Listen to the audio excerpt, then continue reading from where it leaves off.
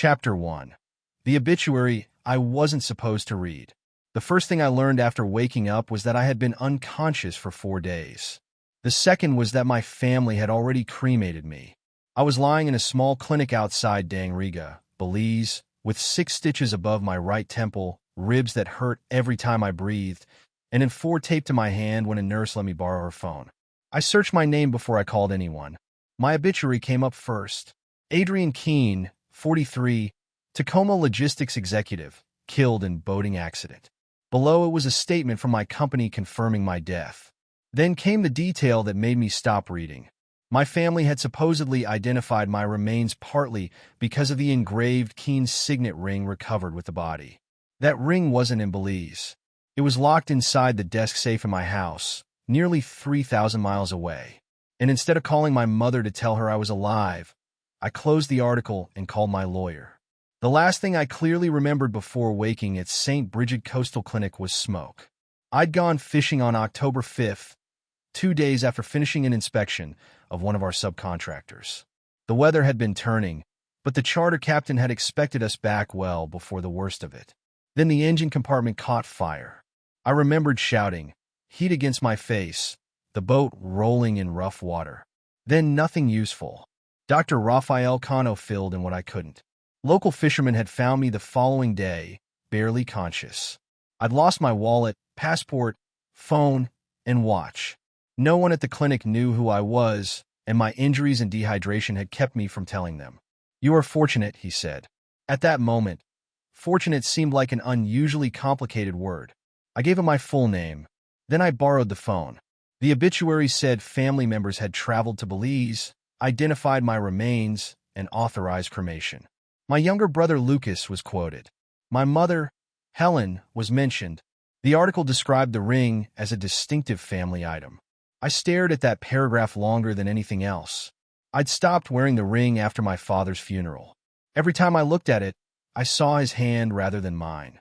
So I'd put it in the small safe built into the lower section of my home office desk in North Tacoma. Only a few people knew it was there. Lucas was one of them. I checked KBL's website next. Keene Biologics Logistics had been my working life for almost 2 decades. We moved temperature-sensitive medical products, vaccines, laboratory materials, specialty pharmaceuticals, through a network my father had started with 3 refrigerated trucks. Across the top of our company homepage was a black banner with my photograph. Lucas's statement beneath it called me the operational heart of KBL. He'd also announced that, in the interest of continuity, he was assuming expanded leadership responsibilities. That wording bothered me almost as much as the ring. I opened my personal email. One of my banks had already restricted account activity after receiving notice of my death. My thumb hovered over my mother's number. Every normal instinct told me to call her. She believed her eldest son had died. Whatever mistake had happened in Belize, I could stop her grief with one conversation. Then I looked again at the sentence about the ring. A mistaken identification could explain a body. It couldn't explain an object removed from a locked safe in Washington. So I called Priya Desai. Priya had been my outside attorney since the dispute around my father's estate. She knew both my personal planning and the corporate agreements Lucas and I had spent months negotiating after Dad died. She answered on the 3rd ring. "Priya, it's Adrian." Nothing. Then very carefully, "Adrian Keene?" "Yes." "Where are you?" "Belize." Another pause. "Are you safe?" "I think so." "What happened?" "I don't know all of it yet, but apparently I'm dead." I gave her the shortest version possible. The accident, the clinic, the obituary. Then I told her about the signet ring. Her questions changed immediately. "Have you contacted Lucas?" "No." "Your mother?" "No." "Anyone at KBL?" "No." "Good. Don't." That was the first moment I understood that she thought the ring mattered as much as I did. She told me not to move money, sign anything, log into company systems, or contact anyone connected to estate administration until she could determine what had already been filed. "Priya, if this is some catastrophic identification error, then we correct it," she said. "But if it isn't, announcing yourself before we understand what happened tells everyone exactly what evidence you know exists." I leaned back against the thin clinic pillow. "What do you need from me?" "Nothing yet." "What do you need from me?" Find out who entered my house. All right. And find out what Lucas means by continuity. That took less than an hour. Priya sent me a screenshot from an emergency corporate notice circulated the previous morning. It didn't simply say I was dead. It said my voting interest was being transferred pursuant to KBL succession provisions. I read the cited section number twice. Then a third time. That's wrong, I told her. What is the section? How sure are you? I wrote half the restatement. The provision Lucas was relying on came from the 2018 operating agreement. We had replaced it in 2021. Lucas hadn't forgotten that. He'd signed the replacement. I was still looking at the screenshot when Priya called again. I have the first access record from your house. I waited. Lucas's emergency code opened your front door at 11:17 p.m. on October 7th. I did the math. 43 hours after I disappeared. 2 days before my obituary told the world that the ring from my desk had been found on my body. Subscribe. Chapter 2. What my death was worth. Lucas had a legitimate emergency code to my house. That was the problem with betrayal by family. Almost every tool they needed started as trust. We'd created the codes during my father's medical crisis in 2019. Dad had suffered a severe stroke, and for months nobody knew which house, hospital, attorney's office, or bank branch we'd need access to next. Back then, sharing keys had felt practical. 6 years later, Lucas used that old code to enter my house while I was missing. Priya could find no record that he'd contacted police, a locksmith, or me before doing it. I asked her to preserve the access log, and then found myself thinking about all the things Lucas and I had once trusted each other with. Our father, Raymond Keene, had started KBL as a refrigerated trucking business. I wasn't the son who looked natural standing beside him at charity dinners. That was Lucas. Lucas remembered names after one introduction. He could sit beside a nervous hospital administrator and make the person feel like they'd known each other for years. I preferred routing dashboards, compliance reports, cold chain failures, and contracts with sentences everyone else skipped. Dad praised my results. He enjoyed Lucas. For years, I pretended there wasn't a difference. When Dad had his stroke, I ran operations and helped Mom manage his medical and household finances. Lucas handled clients, public appearances, and eventually the CEO title. After Dad died, ownership settled differently from job titles. My holding company, Alder Key Holdings, controlled 54% of KBL's voting interest. Lucas had 28%. Mom had 18%. I supported Lucas becoming CEO because I didn't want the job. I had majority voting control, and I believed the structure protected both of us from our worst impulses. That belief had lasted until Belize. The 2021 restated operating agreement existed because Dad's estate had nearly torn us apart.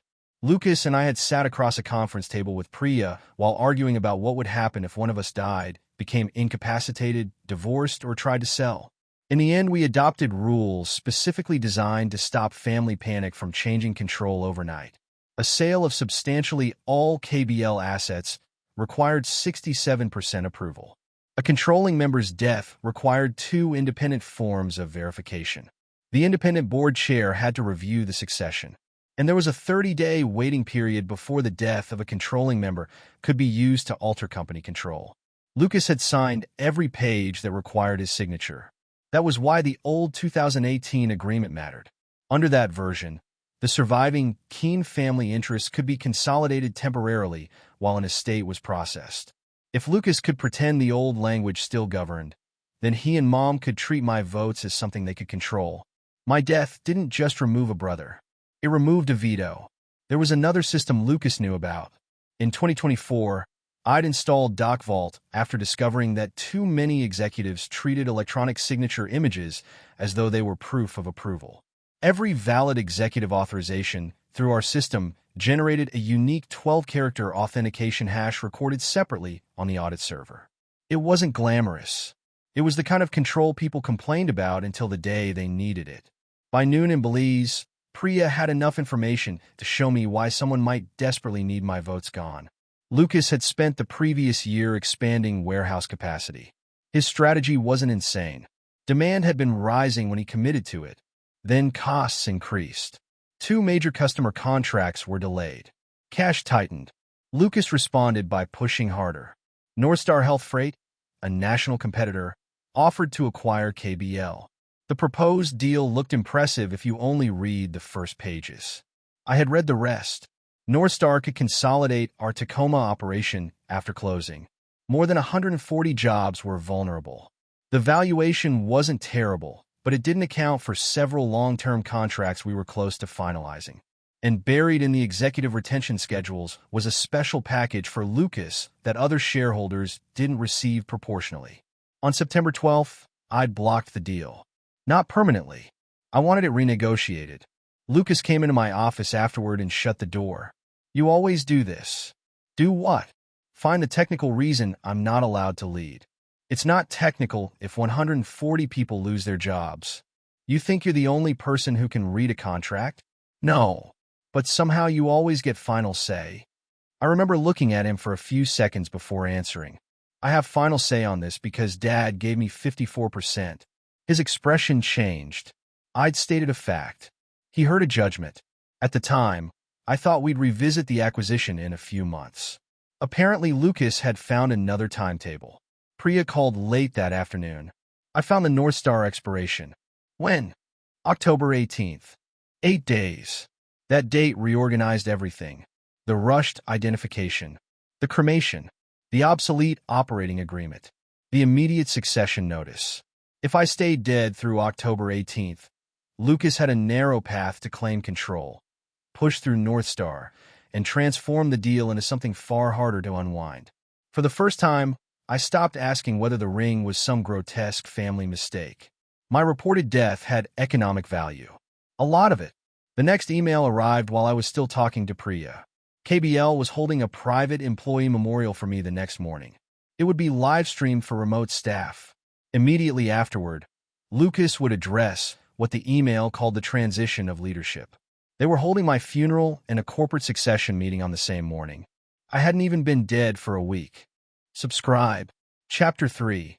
They held my funeral without me. I told myself I wasn't going to watch. Then the live stream link opened on my screen at 9 the next morning. KBL's main Tacoma warehouse looked strange, decorated for grief. Someone had placed a large photograph of me in front of the employee meeting area. It was from a trade event 3 years earlier, the kind of picture I normally hated because I never knew what to do with my hands. There were flowers beneath it. I watched my mother walk to the microphone. Helen looked smaller than I remembered. For a few seconds, I hated myself for not calling her. Then she began speaking. She talked about how dependable I'd always been, how I had taken care of the family, how I had protected the company. Everything she said was technically kind. But listening to it, I understood how completely my family had defined me by function. Adrian fixed things. Adrian handled paperwork. Adrian could be counted on. Even my memorial sounded like a performance review. Leah sat in the front row beside Mom. My younger sister looked genuinely wrecked. She didn't speak. Then Lucas stood. He was good at rooms. Even through a phone screen from another country, I could see it. His grief appeared controlled but visible. He thanked employees for their loyalty. He talked about Dad. He talked about legacy. Then he began talking about me in ways I recognized as preparation. Adrian believed stability mattered more than any one person. That sounded harmless.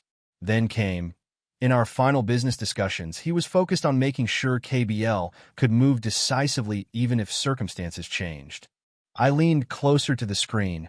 Our final business discussion had been an argument about why I would not approve Northstar. Lucas continued. We intend to honor Adrian's final business intentions by continuing our discussions with Northstar. Several employees applauded. Not enthusiastically. They thought they were respecting my wishes. That hurt more than if Lucas had simply insulted me. He wasn't just taking my authority. He was borrowing my reputation to legitimize the opposite of what I decided. The memorial ended, but the stream continued into a company briefing. Elena Torres, our CFO, sat near the side of the room with a folder open in front of her. Elena had never been emotionally loyal to either brother. That was one reason I'd trusted her. She raised her hand. Has the independent death verification requirement been completed? Lucas's face barely changed. Adrian executed a waiver before traveling. I sat very still. I had executed no such thing. Priya texted me less than 10 minutes later. Getting a copy. By the time the briefing ended, she had it. The document looked convincing at first glance. My name, my title, my electronic signature. Date, October 4th. One day before the boat accident. The waiver stated that if I died during international travel, I voluntarily waived the 30-day verification requirement and authorized accelerated succession under family control provisions. Someone had put thought into the language. I read it twice before noticing what wasn't there. The authentication field at the bottom was blank. Priya. I see it. Every executive approval gets a hash. I know. 12 characters. I know. That one doesn't. She didn't celebrate. Missing authentication is evidence of a problem. It's not yet proof of who caused the problem. Lucas could claim I'd signed outside the system. He could claim an administrative exception.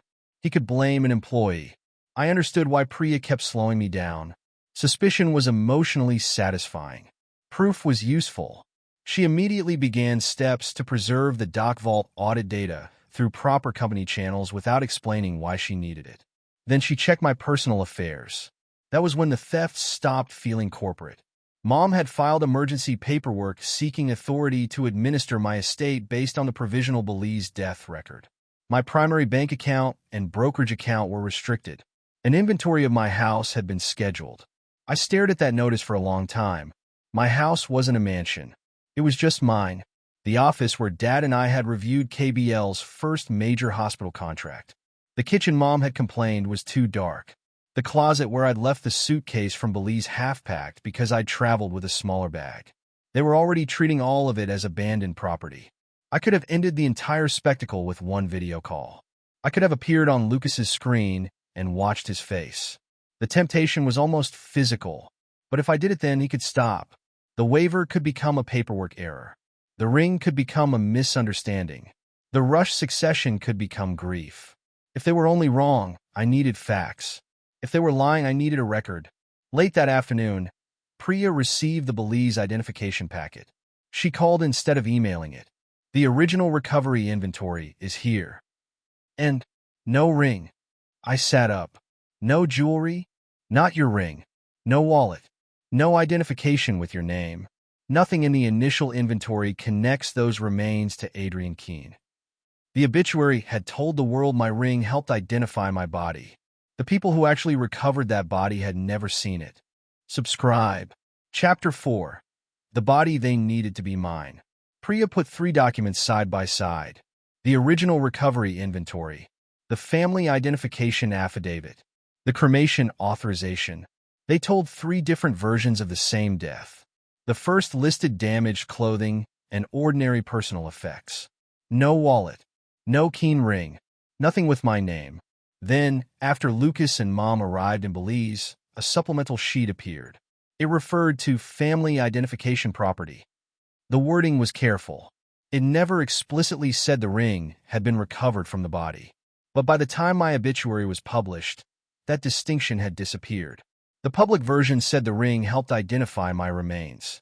I asked Priya for everything she could legally obtain from my home security account.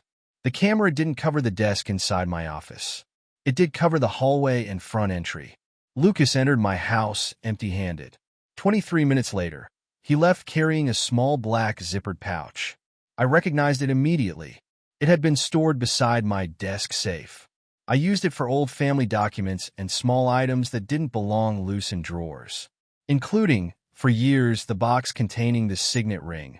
That's the pouch, I said. Can you prove what was inside it when he entered? No. Then we don't say more than the footage proves. There was Priya again, refusing to let anger improve the evidence. The next document was worse. Lucas and Mom had both signed the identification affidavit. They stated that physical characteristics, circumstances, and personal effects supported identifying the remains as me. I kept looking at Mom's signature.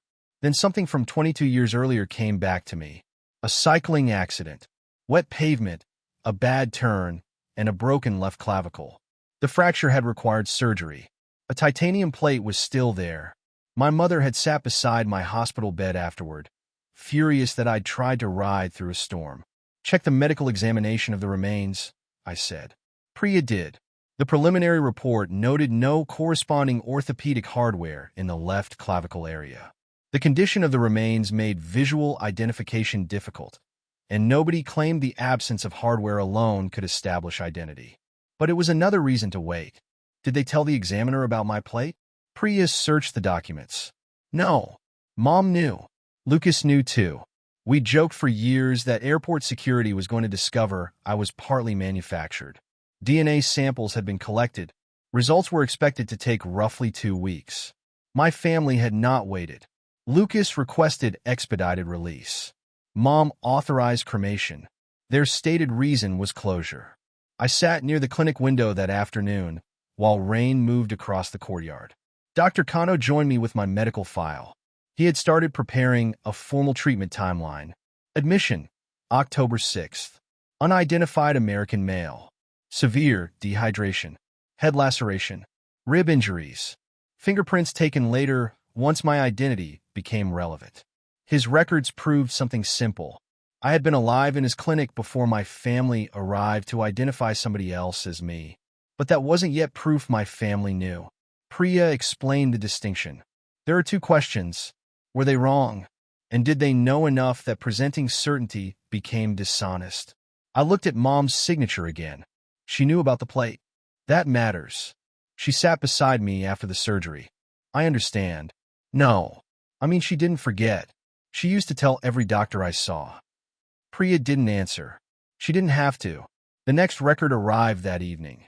It was an exchange between Lucas and a local coordinator involved in releasing the remains. Lucas had asked whether cremation could proceed before DNA results. The reply was plain. Testing remained pending. Final scientific confirmation had not been received.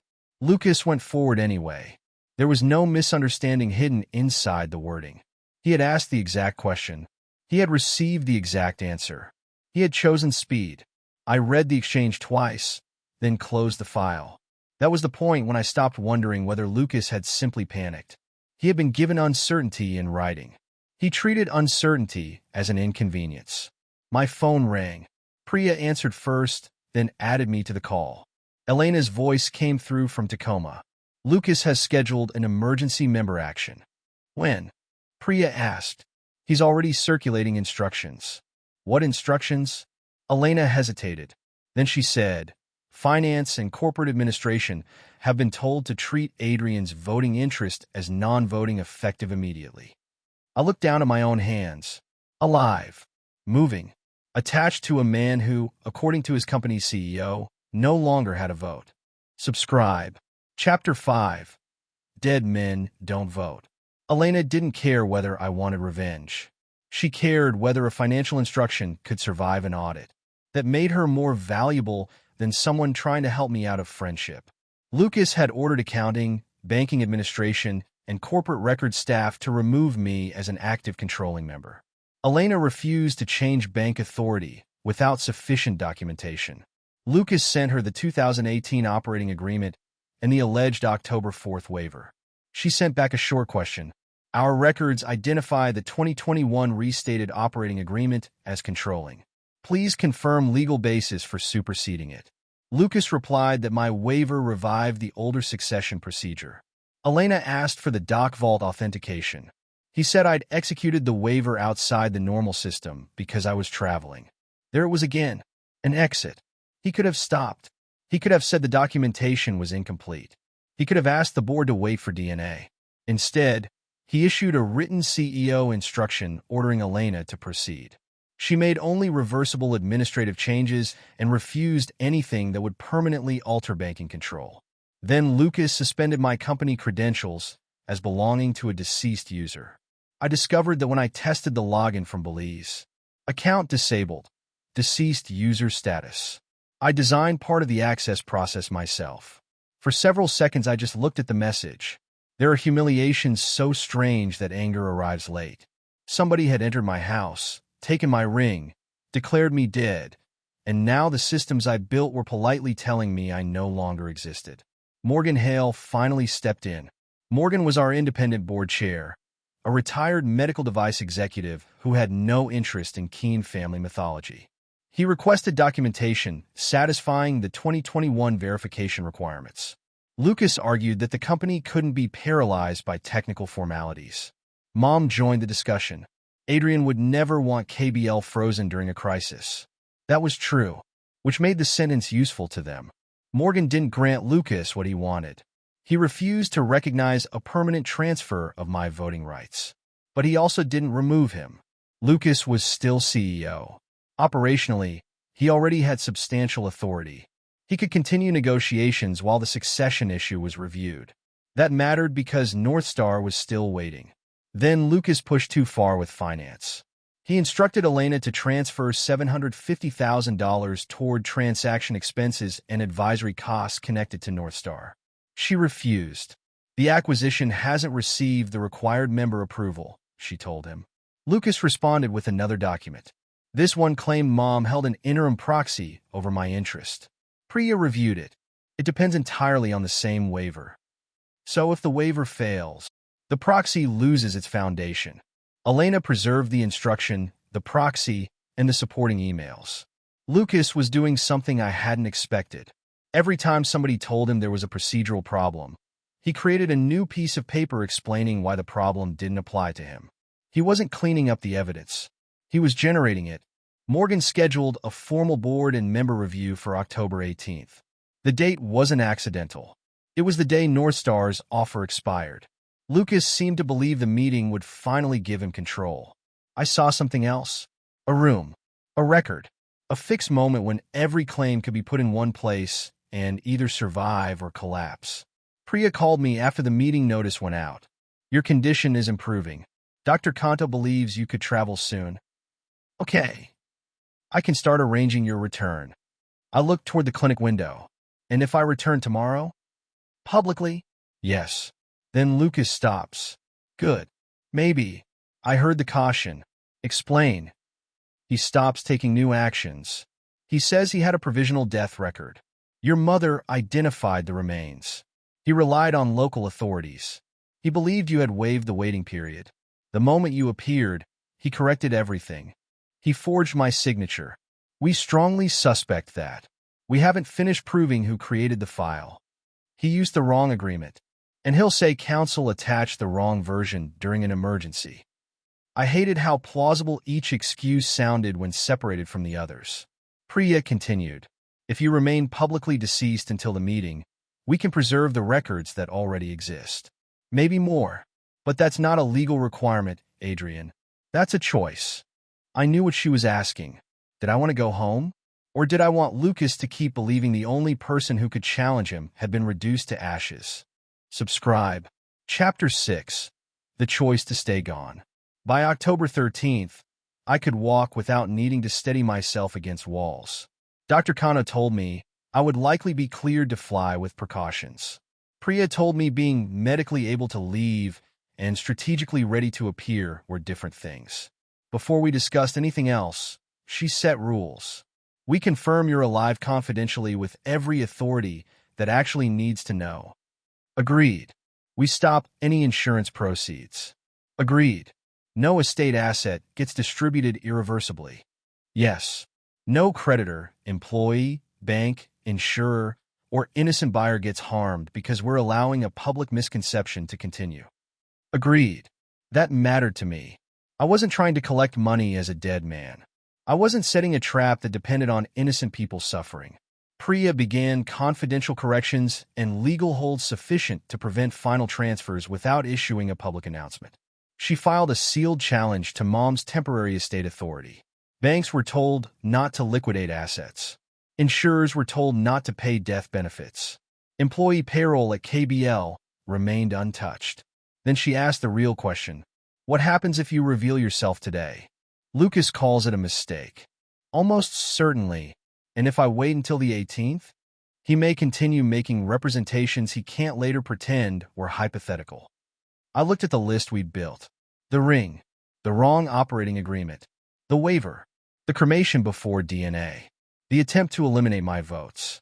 None of it was weak. But intent was still the space Lucas could hide inside. What happens to my house if I wait? Your mother can inventory under the temporary authority she currently has. She can't sell the house because of the hold I'm filing. My investments? Frozen against distribution. KBL? Lucas remains CEO unless Morgan acts. The North Star money? Elena is blocking unsupported transfers.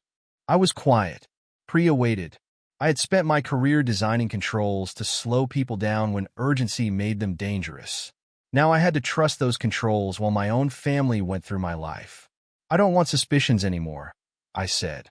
I want a record nobody gets to reinterpret 6 months from now. Then you understand what waiting may cost. I do. We built the plan. Priya would obtain certified copies of the 2021 agreement. Elena would preserve DocVault logs and executive access records under her compliance responsibilities. Dr. Kanto would authenticate my treatment history. Belize Council would secure the original recovery inventory, identification records, cremation request, and DNA chain.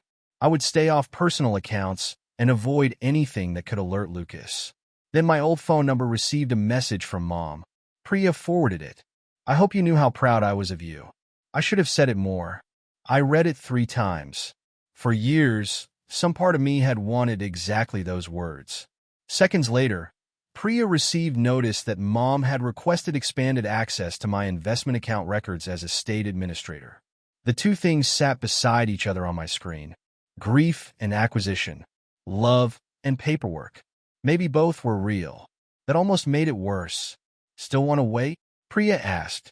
Yes. Until when? October 18th. That was the moment the decision became mine.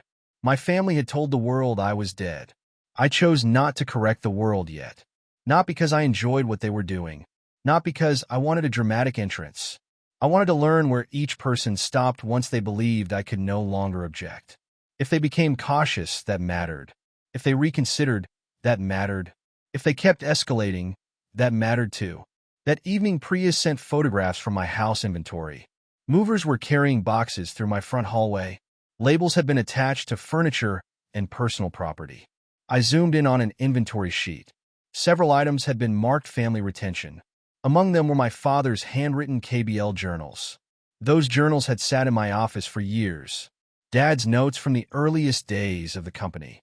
Fuel costs, customer names, arguments with himself in the margins. After his stroke, I'd read them beside his hospital bed while he slept. Now Lucas and Mom were deciding where they belonged because I supposedly couldn't object.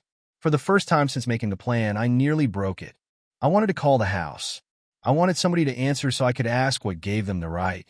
Instead, I closed the photographs. October 18th was 5 days away. Chapter 7. They started selling my life. Mom couldn't sell my house because Priya had quietly blocked any irreversible transfer. That didn't stop the sorting. Lucas removed Dad's journals and said they belonged in KBL's corporate archive. Leah sorted photographs. Mom began deciding which relatives should receive personal items. I watched through time-stamped photographs Priya obtained as part of the estate record. At first I focused on objects. Then I saw my desk. The safe was open. The small compartment where I'd stored the signet ring was empty. I already knew Lucas had entered the house. I had footage of him leaving with a zippered pouch. Now I knew the ring was no longer where I'd left it.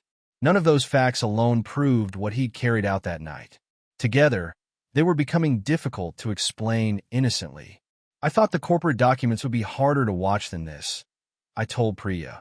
And they're not. Numbers could be restored. Votes could be corrected. Watching somebody decide which box should hold my father's handwriting felt different. Then the North Star diligence material gave me something larger to focus on. Lucas had restarted the process aggressively. North Star's representatives requested confirmation that he had authority to negotiate for the controlling interest. He supplied 3 things: the obsolete 2018 agreement, the disputed waiver, Mom's proxy. Elena preserved copies. Then Priya obtained the proposed executive employment schedule. Lucas's retention package, after closing, was worth several $1,000,000. I had known he was receiving special treatment. I hadn't seen how substantial it had become. But the worst document was North Star's consolidation model. The Tacoma operation could be reduced or closed. More than 140 KBL jobs were potentially gone. Many belonged to people I'd worked beside for years. Lucas had been telling management that I had privately accepted those layoffs as unavoidable. That lie changed something in me. He wasn't only using my death to take control. He was using my name to make people accept decisions I'd specifically opposed. My money could be unfrozen. My house could be returned. A worker who lost a job because Adrian wanted this would remember that differently. Meanwhile, Leah had begun asking questions. She overheard Elena challenging the waiver's authentication. Later, she went to Lucas privately. Did the DNA confirm Adrian? Priya learned about the conversation later from Leah. Lucas didn't answer directly. He told her the family didn't need to reopen painful questions. Leah asked again. That's not what I asked. Lucas told her to stop making things harder for Mom. That was how he usually handled Leah. He turned disagreement into disloyalty. For years she had backed away when that happened. This time, she didn't quite. Later that night, Lucas posted in the family group. He told everyone to delete old travel logistics and discussions connected to Belize because reporters could take things out of context. Leah looked at the message for several minutes. Then she exported the entire thread. I didn't know that yet. All I knew in Belize was that 3 days remained. Priya and I were discussing North Star when an encrypted upload arrived shortly after midnight. No explanation, just an archive. Family group messages beginning on October 6th. Priya opened it carefully. The early messages looked exactly like what a frightened family would send when someone was missing. Where had search teams looked? Had anyone contacted the embassy? Did the boat owner know more? Then the tone changed after remains were found. Lucas began talking about corporate timing. One message stopped both of us. It had been sent before the cremation. Lucas wrote that DNA could take too long and that they needed to complete the important paperwork first. I read it again. He hadn't written that DNA was unnecessary because everyone was certain. He had written that waiting for it would take too long. Someone in my family had just given me the first clear view into what they knew before they buried another person under my name. Chapter 8. The Message My Sister Saved. Priya didn't assume the archive was genuine simply because we wanted it to be. She checked timestamps, device information, and internal consistency. Then we read the messages in order. The earliest ones complicated the story. Lucas and Mom hadn't begun with a plan to fake my death. They had been scared. Mom asked whether the search would continue through the night. Lucas called local contacts. Leah asked for hospital lists. For a while, there were a family afraid I was gone. Then unidentified remains were recovered. That was where choices began. Mom asked whether they should wait for DNA. Lucas said delay could hurt KBL. He mentioned North Star. The offer might disappear if succession remained unresolved. He argued that the circumstances were good enough. The area, the timing, the approximate build. Then Mom asked the question I had been waiting for. What about Adrian's shoulder surgery? Lucas responded that the body was too damaged for details like that to matter. I put the phone down. They remembered. Mom remembered the titanium plate before she signed. Lucas knew too. Neither told the local official. Later came the message we'd already seen. DNA could take weeks. The important paperwork needed to happen first. Mom's response was worse in a quieter way. She wrote that she didn't want to know every detail as long as the company was protected. That sentence told me exactly what kind of responsibility she had chosen. Lucas was driving. Mom had decided not to look at the road. Another message showed Lucas asking Leah to obtain my employment and benefits records. Leah refused without proper authorization. The farther we went, the more controlling Lucas became.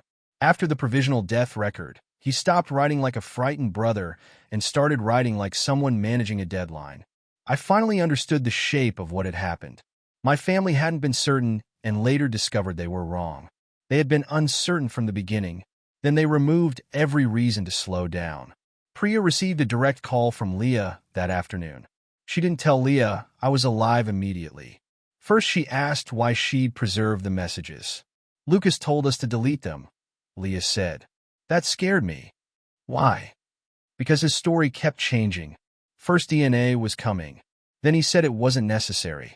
Then he talked like it had already confirmed everything. Priya asked whether Leah would preserve her phone and testify truthfully if needed. Leah said yes. Only then did Priya tell her. Adrian survived. There was a long silence. Then Leah started crying. She asked to speak with me. I said no. 5 minutes later, I changed my mind. When her voice came through, she sounded younger than 36. Adrian. Hi, Leah. Oh my God. I didn't know what to do with her relief. She apologized for believing Mom and Lucas. She said she should have asked more questions.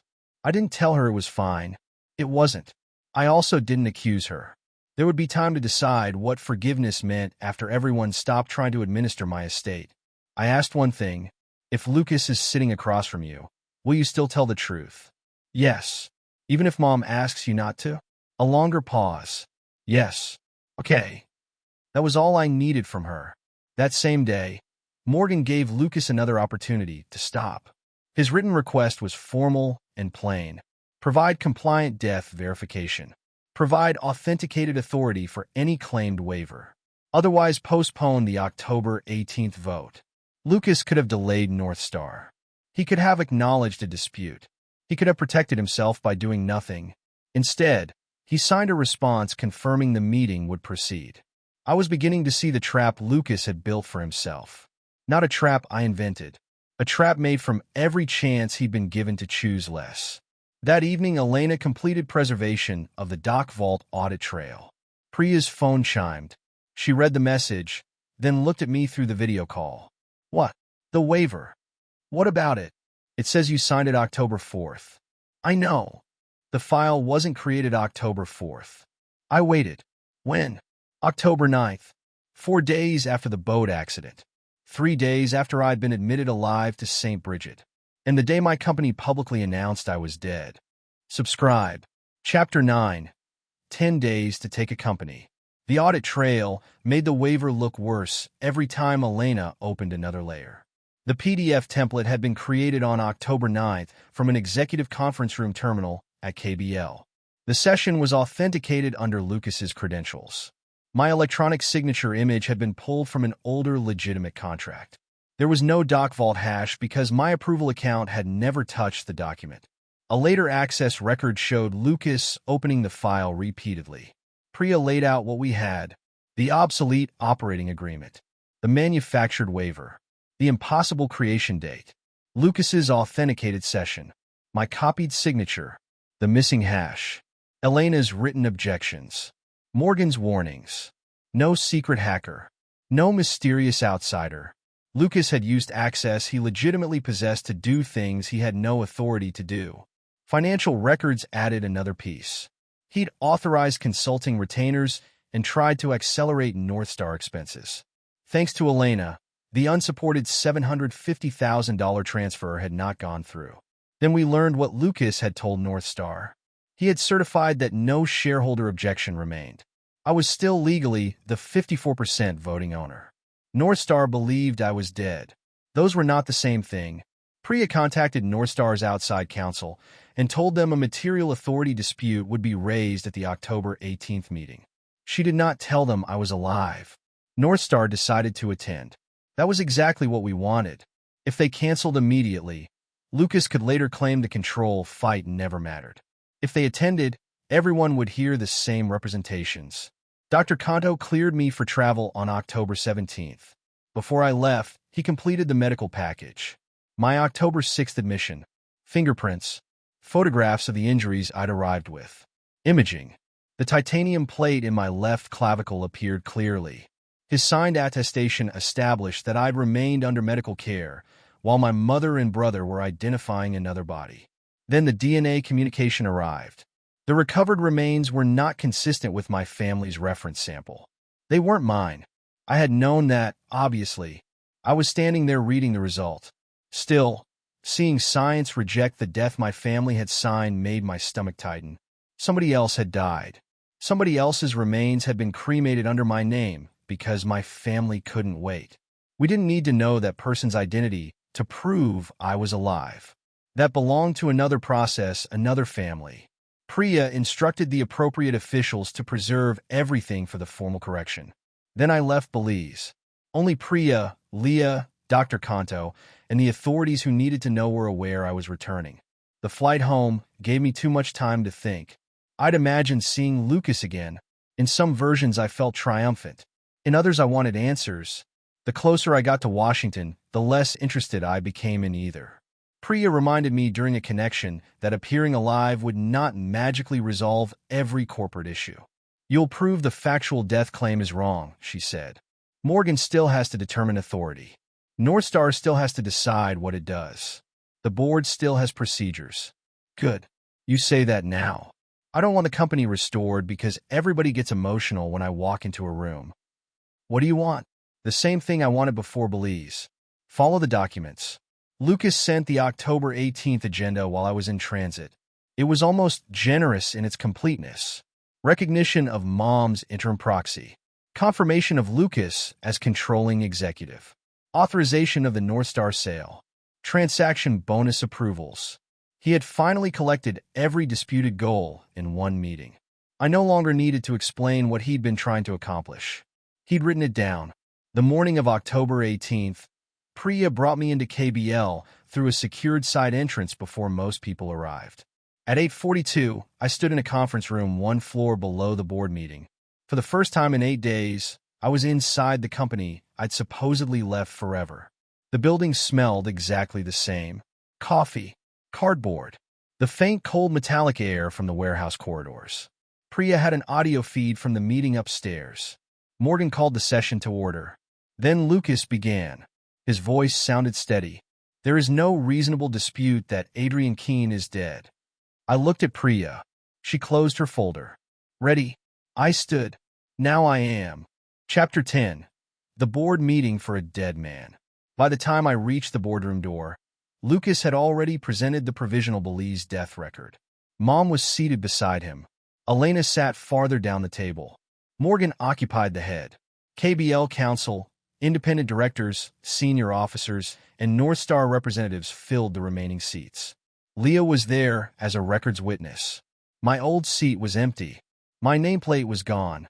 Lucas was asking the board to recognize Mom's proxy over my interest and proceed with Northstar. Morgan interrupted.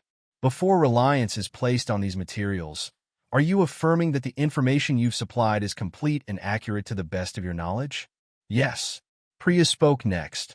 And you're affirming the waiver dated October 4th was executed by Adrian before his Belize accident? Lucas looked irritated. Yes. Do you want to correct or qualify either statement before the board relies on it? No. Priya looked toward Morgan. I'd like to introduce newly available evidence concerning Adrian Keene's status. Lucas leaned back. I'm not sure another probate filing changes today's agenda. It isn't a probate filing. Priya asked that the vote be paused. Then she opened the door. I walked in. Elena stopped moving. Leah covered her mouth and started crying. Morgan stared for perhaps half a second before his professional instincts took over. Mom went so pale I thought she might faint. Lucas simply looked at me. For once in his life, my brother had nothing prepared to say. A Northstar attorney closed the transaction binder in front of him. I carried one folder. I put my identification and certified medical records on the table. I'm Adrian Keene. Lucas finally stood. What the hell is this? I looked at my empty chair, then at him. This appears to be my meeting. Morgan raised a hand before Lucas could answer. Nobody leaves. Nobody votes. We verify first. That was Morgan. Even a dead majority owner returning from another country wasn't enough to make him skip procedure. My identity was checked. The certified materials were reviewed. Dr. Kano appeared by secure video and confirmed that an unidentified American male had been admitted to St. Bridget on October 6th. Me. He verified my fingerprints and treatment history. Then the imaging appeared on the conference room screen. My left clavicle. The titanium plate. Priya introduced the examination report from the cremated remains. No corresponding hardware. Then she produced the preliminary DNA exclusion. Mom found her voice. We didn't have that result then. Priya nodded. That's correct. For a moment, Mom seemed relieved. Then Priya asked, why didn't you wait for it? Lucas answered for her. The company required action. I watched several people at the table look toward him. He heard what he'd said too late. Priya didn't even need to emphasize it. Morgan turned to Lucas. Did you enter Adrian's residence after the accident? I was next of kin. I retrieved family property.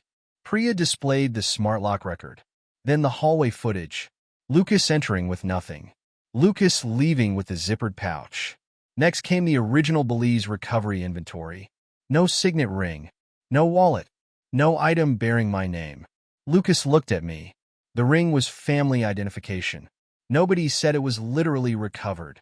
The obituary did, Priya said. That wasn't my wording. Later filings repeated the same impression. Then somebody described it badly. I finally spoke. A mistake is what you correct when you find it. You built paperwork around yours. Lucas's jaw tightened.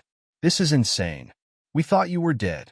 Then waiting for DNA would have been inconvenient, not dangerous. Mom looked down. Lucas kept going. You have no idea what was happening here. We had employees, lenders, North Star. Morgan stopped him. The issue at this moment is whether a death-triggered transfer could have occurred. He looked at the documents. Adrian's survival means any transfer dependent upon his death cannot stand. That should have ended Lucas's claim. Instead, he changed defenses. Adrian waived the verification restrictions before he traveled. His survival doesn't change what authority existed while we reasonably believed the death was valid. Priya looked at Elena. Elena connected her laptop to the conference room screen. A document record appeared. The waiver. Then its metadata. Document created. October 9th, 2025. Below it. User session. Looking CEO. Lucas stared at the screen. For the first time since I'd entered, he looked less angry than afraid. Chapter 11. Everything they signed while I was gone. Elena explained Doc Vault the same way she would have explained it to an auditor. No drama. Every legitimate executive approval generated a 12-character authentication hash recorded independently. My supposed waiver had none. The file had been created October 9th under Lucas's credentials. The embedded signature image matched one from an older contract I'd actually signed. Lucas shifted immediately. An assistant could have assembled it from instructions Adrian gave me. Elena looked at him. There is no task record. He opened his mouth. She continued. No email instruction. No approval session. No Doc Vault transaction from Adrian's account. No record of Adrian accessing the document. Lucas looked toward company counsel as if somebody might rescue the explanation. Nobody did.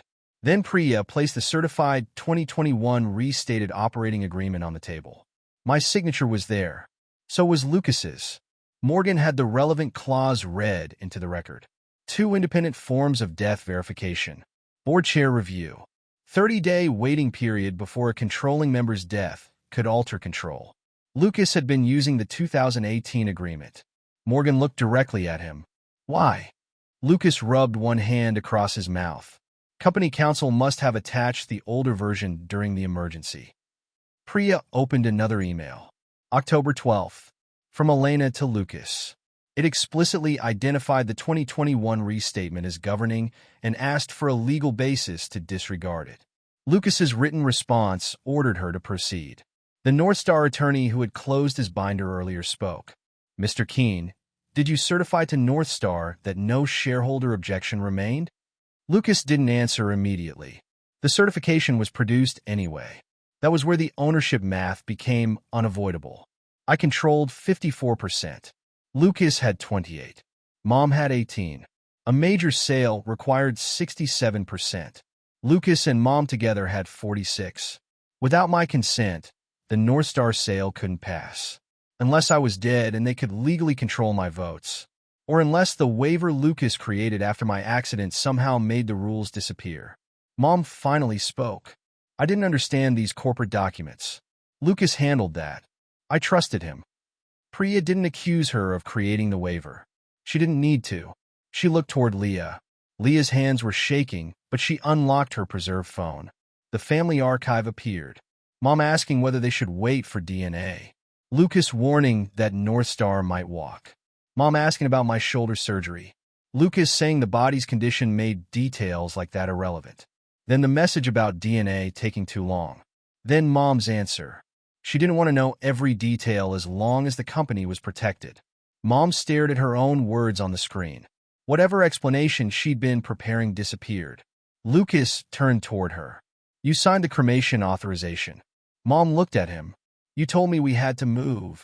I didn't force your hand. There it was. The united family position lasted exactly as long as responsibility remained abstract. The moment consequences became personal, Lucas handed Mom her share. Morgan called a recess for the independent directors.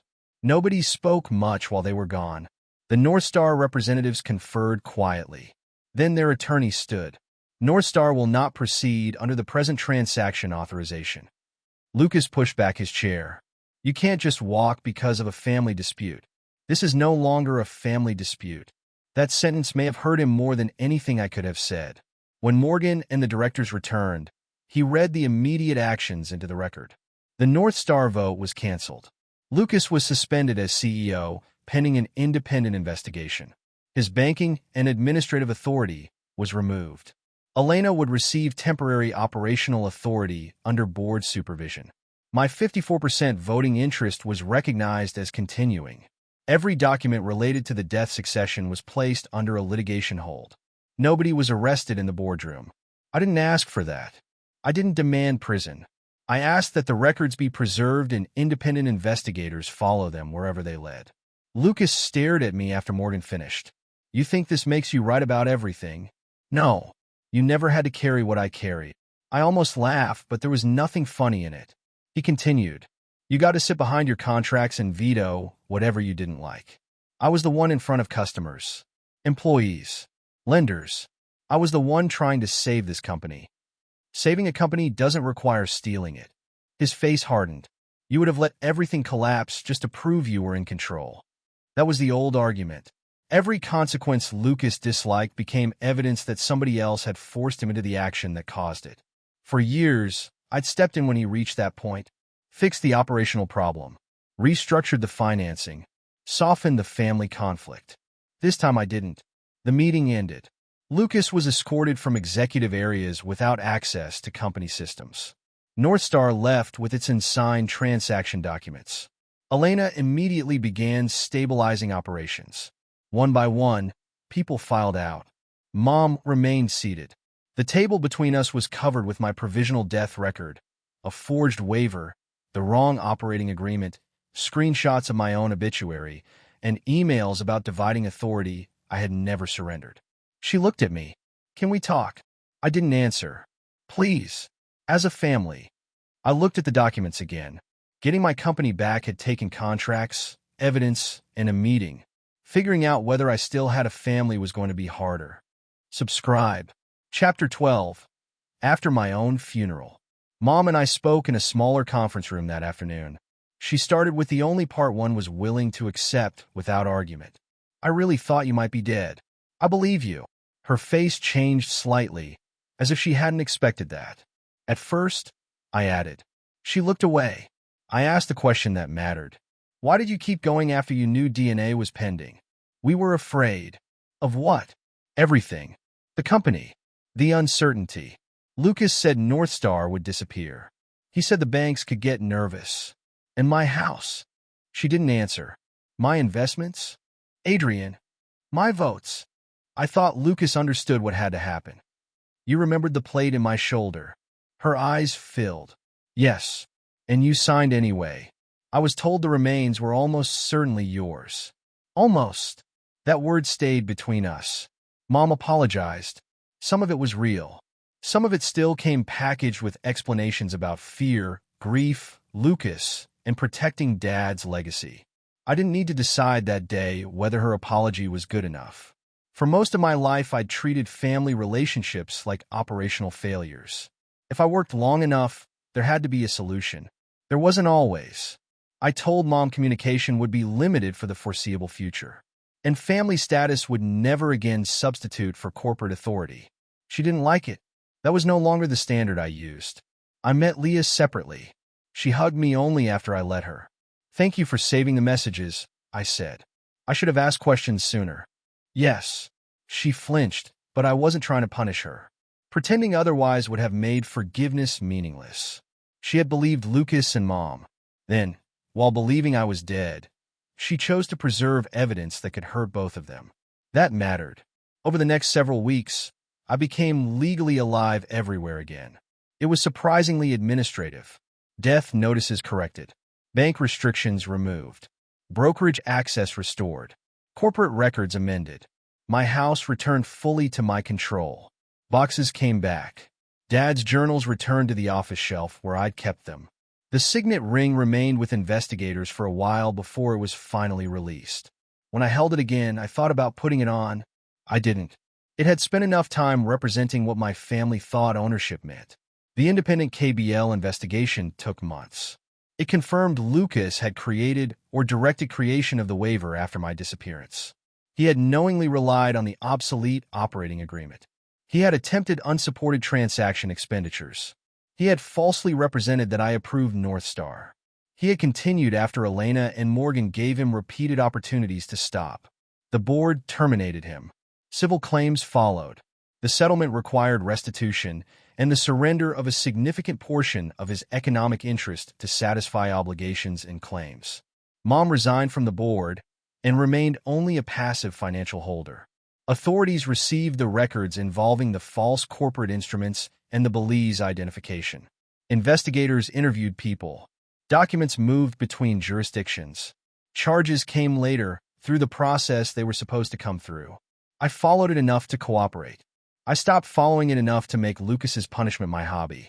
KBL had other problems. Customers wanted reassurance. Employees wanted to know whether North Star would return. Lenders wanted governance changes. For the first time in my life, my instinct wasn't to pull everything back under my personal control. We did the opposite. Elena became president and chief operating officer with stronger independent authority. We added 2 outside directors. Emergency succession rules became even stricter. Family relationships no longer created automatic authority over company systems or assets. I kept my 54% voting interest, but delegated more daily control than I had before. We abandoned the North Star transaction. Several months later, we secured smaller financing that gave KBL breathing room without closing Tacoma. The jobs Lucas had called unavoidable remained. We also created an employee profit-sharing structure. It seemed appropriate that after watching my family treat ownership as entitlement, I wanted the people actually doing the work to have a clearer stake in what they were preserving.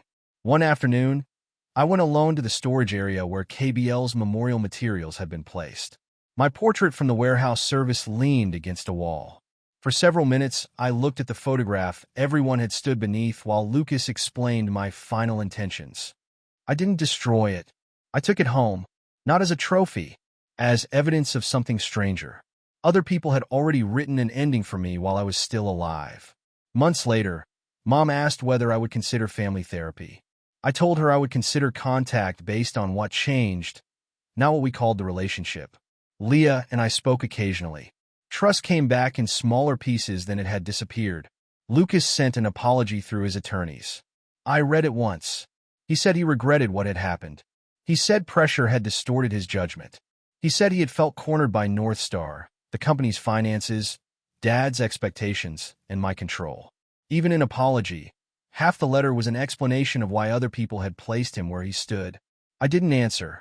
For years, I'd wanted my family to understand what I did for them. Then they gave me the clearest answer possible. They knew exactly how much I held together. That was why they needed me legally gone before they could take it apart. They almost took everything that could be measured. My voting rights, my accounts, my house, my possessions, my professional authority, even my name on a government record. I recovered all of those things, but the part that mattered most was the thing no court or board could restore for me. I stopped believing love was something I earned by remaining useful enough to people who treated my boundaries as obstacles. The signet ring stayed in my desk, not in the safe this time, just in a drawer. Dad's journals sat on the shelf above it. And when I left the office at the end of the day, I no longer felt responsible for carrying every person whose last name matched mine. I had survived the ocean mostly because strangers found me in time. Surviving what came afterward required a choice. My family had already buried the version of me who would keep sacrificing himself to preserve their idea of family. I decided to leave that version of me there. The hardest part wasn't coming back from the dead. It was refusing to live as the man they had already buried.